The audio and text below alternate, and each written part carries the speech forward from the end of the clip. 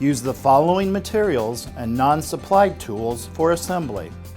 Uncrate and place the bases in your preferred location. Place the base on its back and apply 1.5-inch felt dots to the front and back of each leg.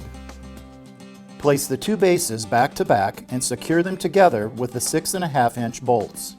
Finger tighten the 2 bolts on each outside leg and the 3 bolts on the upper rail. After placing all of the bolts, fully tighten with 2 non-supplied 9/16 wrenches.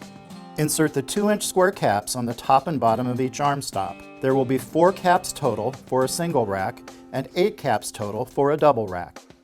Now, place the 3-inch square cap on the top of the left base vertical arm and on the right base vertical arm.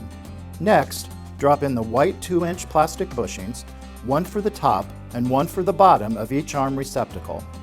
Now you can insert the arms into the arm receptacles. Place a 3/4 inch felt dot on each arm stop where the swinging arm touches the stop. If needed, use the provided paint can for touch-ups. Finally, you are now ready to place your rugs on the finished rack.